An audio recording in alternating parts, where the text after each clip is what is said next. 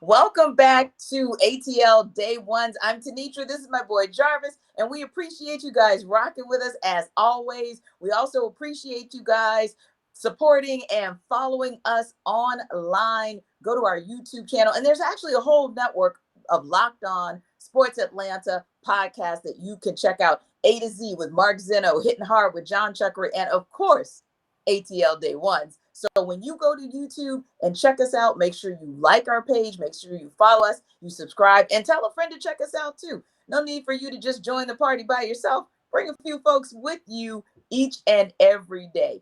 Now, we're going to talk Hawks because we know you guys want to talk about next level with our ATL Hawks, but we also want to tell you guys about betonline.net because we know that you want to know about all sports info and you want all your betting needs covered. That's the site to go to. You can find out all of the latest sports developments, including this week's NBA play-in and playoff odds, podcasts, reviews for all the different leagues this season. So definitely check that out. So if you're interested, for example, about what the Hawks are going to do or what the betting odds are for them, 4.5 point favorites over the Hornets rather this Wednesday. Now that other game that we've got our eyes on for Tuesday, of course, is Nets Cavs. Nets are 7.5 point favorites come Tuesday. So again, Bet Online, that's your continued source for all your sporting wagering info, including live betting,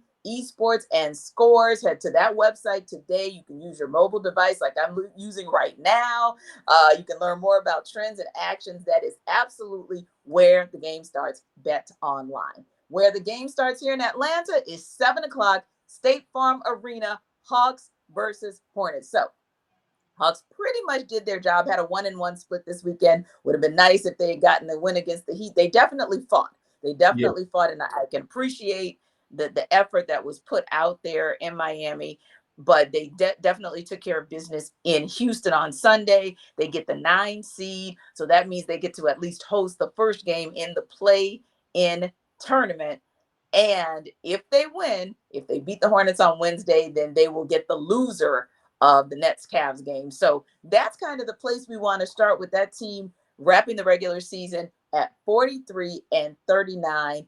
So before we even get into sort of the playing round and the postseason, what is it that you liked as you saw them go down the stretch of the regular season, Jarvis?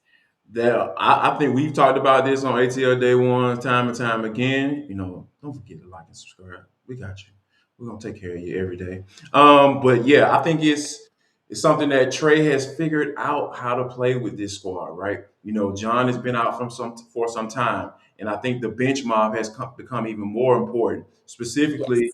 Bogdan Bogdanovich. He is the guy that's coming off the bench. He is that scorer. He's the go-to man. He's the guy who's gonna pop those shots from outside. And I think that, one thing that I really have been encouraged by when Dan is healthy, Danilo Gallinari, for all my folks in Dunwoody, when he's healthy, that dude, no, tease, roll with me. Nope. When Danilo Gallinari is healthy, he is, I'm not going to say he's a force, but he's very important to the Hawks' success on how, Yes. how things flow on that offense when he's out there. 'Cause I think when you have a guy like um, we have a guy like Dan, being able to do what he does, he frees Mhm. up DeAndre Hunter because there were Yes. times where DeAndre Hunter was playing the four, and he had to Yes. get down low and try to guard those positions. Which is, yeah, he's versatile as a defender, Yes. but you don't. His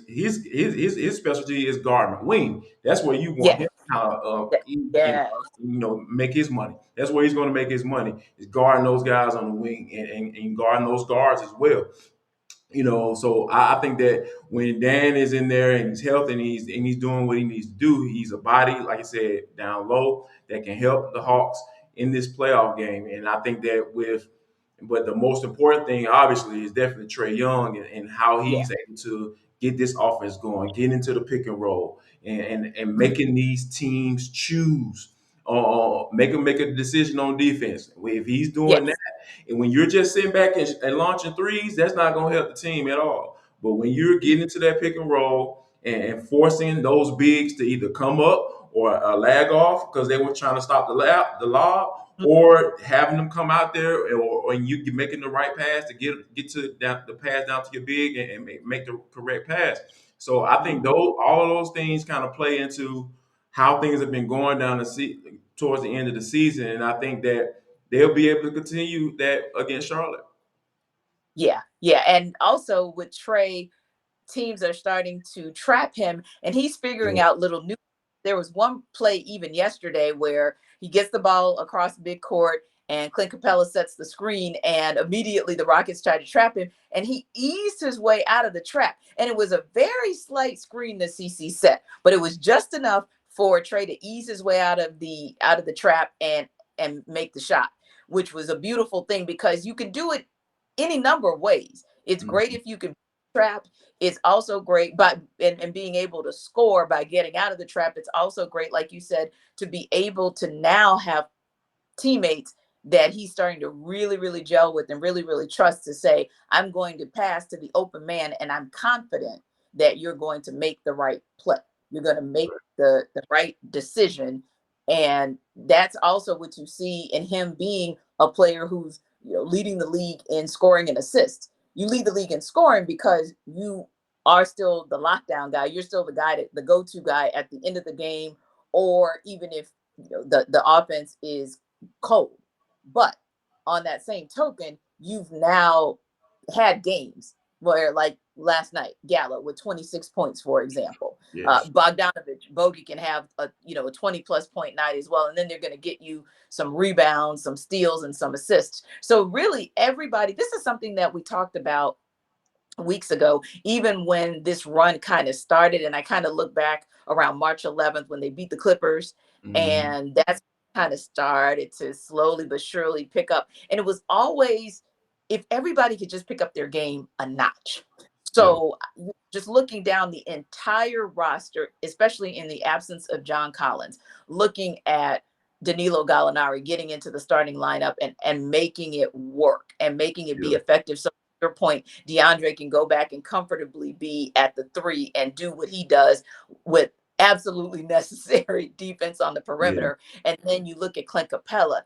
A healthy Clint Capella is really starting to impose his will, and he is getting double doubles all day, every day, and getting in there and even being able to get some assists. Even seeing him because he's a big man that he can find the open guy as well. So seeing a healthy Clint Capella has been huge for the team as well. Kevin Herter, sometimes getting the starting role at the two.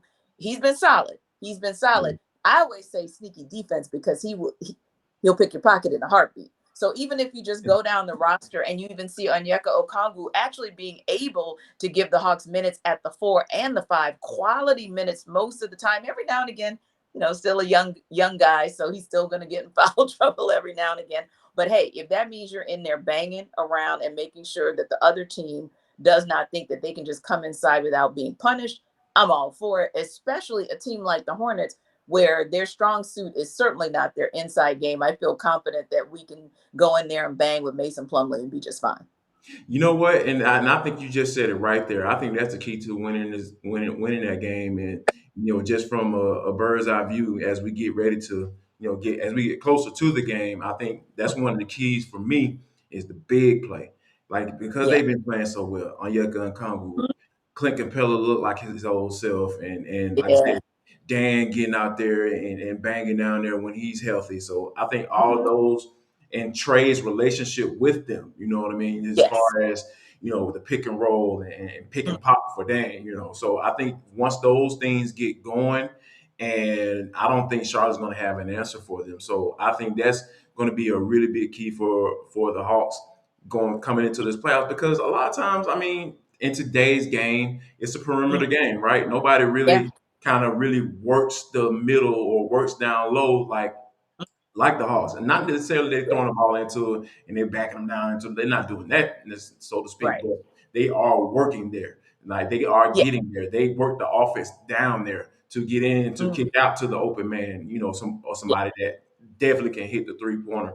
from deep. So I think that that's going to be a big key for those guys to continue to play well, and I'm looking forward to it because, like I said, I love the way Trae been playing down the road, down there toward the end of the season, and Mhm. I like how those bigs have been really working in conjunction with that.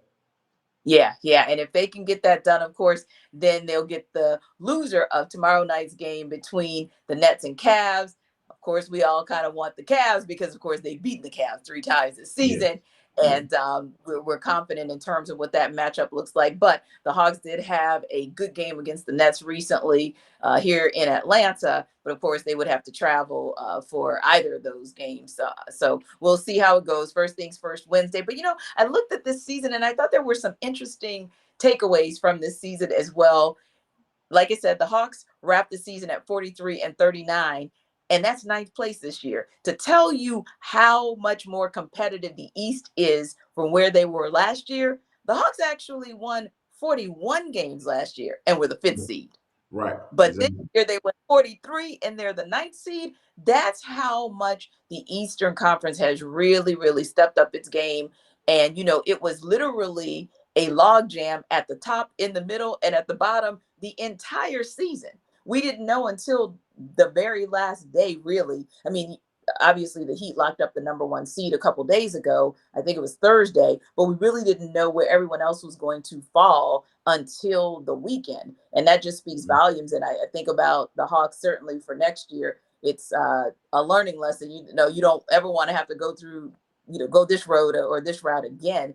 And I'm thinking, boy, it's going to be interesting to see what they do when they get to the offseason. We hope not, that's not anytime soon. But Right. when they do get to the offseason, it'll be interesting to see what they actually do, how aggressive they're going to be, and even in the draft, because worst case scenario, and I do mean worst case scenario, if they happen not to get past the play-in round, then they will still be lottery eligible. So some interesting things to look forward to down the road. But first things first, we like what we're seeing in the Hawks, and we just want to see them sustain it through Wednesday, and then we'll talk once they get through Wednesday at State Farm. Then we'll talk about what's going down Friday.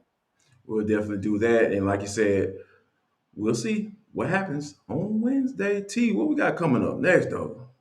Man, we've got For the Culture coming up next. There was a really, really sad and unexpected event that happened on Saturday. I know for me, it had a personal ring to it, and we'll definitely talk about that on the other side. But sometimes there are some things that are churning in the mind and in the back of their heart and their spirit that will come out at the worst possible times. And we're going to talk about exactly why we should not just gloss over this, and we should be more about honoring people and giving them their flowers in the darkest moments rather than reminding them of some darker times before. So, you want to hear what we got to talk about? Come back for the culture right after this on ATL Day Ones.